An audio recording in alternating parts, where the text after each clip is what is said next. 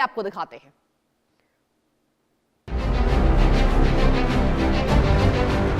बलूच संविधान की बड़ी बातें। बलूचिस्तान होगा धर्मनिरपेक्ष गणराज्य। पाकिस्तान की तरह धार्मिक कट्टरता नहीं बल्कि सेकुलरिज्म पर होगा जोर। अल्पसंख्यकों के समान अधिकार की बात। हिंदू, सिख और ईसाई अल्पसंख्यकों को पूर्ण सुरक्षा का वादा। हिंदी, मराठी, गुजराती समेत 11 भाषाओं में किया गया अनुवाद। बलूचिस्तान में सोना, गैस और तांबे की लूट अब होगी बंद। बलूचिस्तान ने जिस तरीके से संविधान की घोषणा की वह पाकिस्तान के हलक को सुखा देने वाला है। इतना ही नहीं, यह संविधान न सिर्फ बलूचिस्तान की संप्रभुता की गर्जना है बल्कि पाकिस्तान को एक तमाचा भी, क्योंकि जिस तरीके से बलूचिस्तान ने अपना संविधान धर्मनिरपेक्ष आदर्शों पर खड़ा किया है वह पाकिस्तान को सबक सिखाने के लिए काफी है कि एक देश में अल्पसंख्यक को किस तरीके से ट्रीट किया जाता है। यह पाकिस्तान को बलूच लोगों से सीखना चाहिए, पर अगर यह नापाक पाकिस्तान यही सीख लेता तो आज यह नौबत क्यों ही आती। हिंदू, सिख, बौद्धों को तो छोड़ दीजिए साहब, शिया और अहमदिया मुसलमानों को भी नहीं छोड़ा जा रहा है। बलूच और सिंध के लोगों को दोयम दर्जे का नागरिक मानने का ही परिणाम है कि आज बलूचिस्तान पाकिस्तान के सामने खड़ा है और एक राष्ट्र बनने के बहुत करीब पहुंच गया है। पर बलूचों की यह राह आसान नहीं रही। बलूच बहादुरों ने पाकिस्तान को नाको चने चबवा दिए हैं। बलूच आर्मी के 5 बड़े हमले, ऑपरेशन हेरोफ सेकंड से थर्राया पाकिस्तान। 6 दिनों में 76 हमले, 350 से ज्यादा पाकिस्तानी सैनिक ढेर। मजीद ब्रिगेड फिदाइन हमला किया गया। हमले में ग्वादर और नोशकी में ISI मुख्यालय को निशाना बनाया। आसिफा मेंगल ने अपने राष्ट्र पर जान न्यौछावर की। 24 साल की मेंगल ने फिदाइन हमला कर ISI दफ्तर उड़ाया। सीपेक रूट को बलूच बहादुरों ने किया जाम। चीनी इंजीनियरों के काफिले पर घातक हमला, प्रोजेक्ट ठप। पाक सैन्य ठिकानों पर लगातार किया जा रहा कब्जा। 17 सुरक्षा कर्मियों को हिरासत में लिया, भारी हथियार कब्जे में। लेकिन ये सिर्फ गोलियों की आवाज नहीं, यह एक कौम की चीख है जिसे दशकों तक कुचला गया। जिस तरीके से पाक सेना ने आजादी के 70 सालों तक बलूच लोगों का दमन किया, वहां की बलूच महिलाओं को कभी भी पाक सेना गायब कर देती थी। जिस तरीके से बंदूक की नोक के बल पर बलूच महिलाओं का बलात्कार किया जाता था, जिस तरीके से आम बलूच लोगों को उनके घरों से उठाकर उनकी हत्या केवल विद्रोह के शक के आधार पर कर दी जाती थी, उसका अंत तो होना ही था। बलूचिस्तान के अंबेडकर कहे जाने वाले हिरबयार मर्री ने वो कर दिखाया जो 78 सालों में नहीं हुआ। अब पाकिस्तान इसे आतंकवाद कह रहा है, लेकिन दुनिया इसे स्वतंत्रता संग्राम के रूप में देख रही है।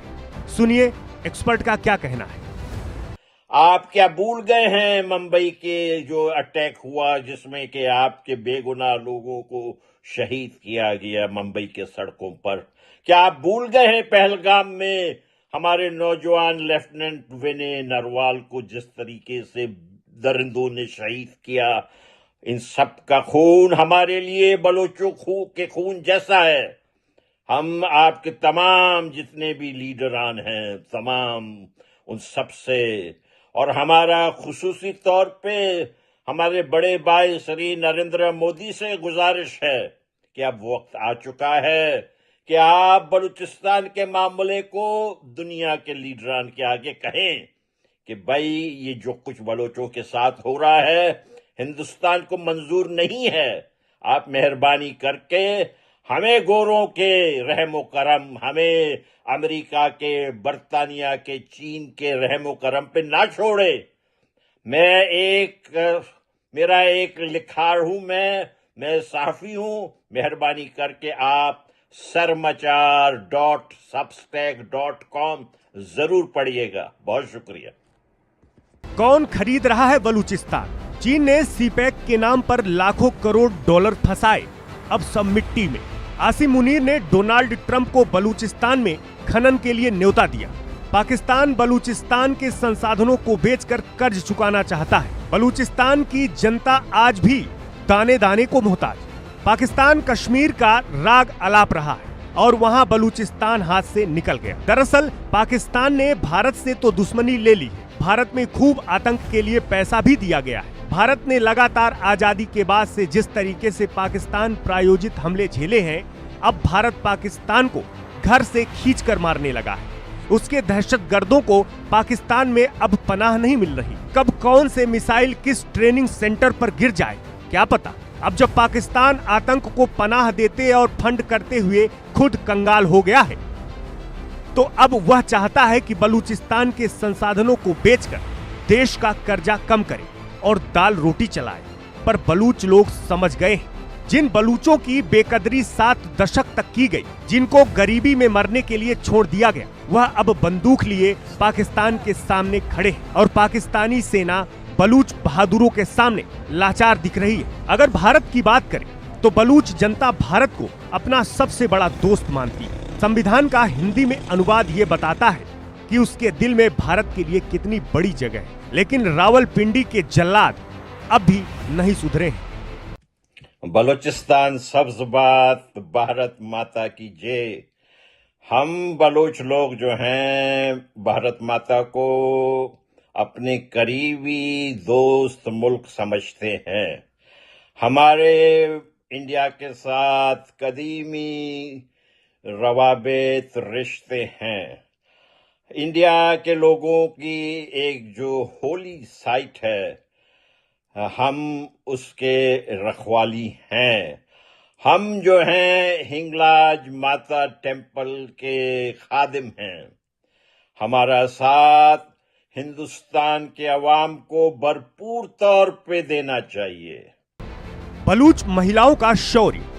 24 साल की आसिफा मेंगल एक बहादुर महिला, मजीद ब्रिगेड की सदस्य, आईएसआई हेडक्वार्टर पर हमला किया। हव्वा बलोच एक और बहादुर बलोच बेटी ग्वादर फ्रंट पर पाकिस्तानी सेना से लोहा लेते हुए शहीद हुई। संदेश यह है कि जब महिलाएं युद्ध के मैदान में उतर जाएं, तो उस साम्राज्य का अंत निश्चित है। तो क्या पाकिस्तान अब इतिहास के नक्शे से मिटने वाला है? नजम सेठी जैसे बड़े पाकिस्तानी पत्रकार भी अब मान ले रहे हैं कि बलूचिस्तान में पाकिस्तान सैन्य ताकत से नहीं जीत सकता। आज सवाल यह है कि जो मुल्क खुद को नहीं संभाल पा रहा है, वो दुनिया को नसीहत कैसे दे रहा है? बलूचिस्तान का उदय एक नए दक्षिण एशिया की शुरुआत है। भारत के लिए ये अपनी सुरक्षा और अखंडता की दृष्टि से सबसे बड़ी राजनीतिक जीत हो सकती है। आसिम मुनीर और शहबाज शरीफ को समझ लेना चाहिए कि बलूच संविधान की स्याही शहीदों की खून से लिखी गई है और ये कभी भी नहीं मिटेगी। और अगर अब पाकिस्तान अपनी शामत नहीं चाहता, तो जल्दी से जल्दी अपनी बुरिया बिस्तर बांधे और बलूचिस्तान से बाहर निकल जाए। इसी में उसकी भलाई है। Bureau report, India news. तो देखिए, क्या किसी ने सोचा था कि जिस पाकिस्तान ने बलूचिस्तान की मिट्टी को लहूलुहान किया, उस मिट्टी की बेटियां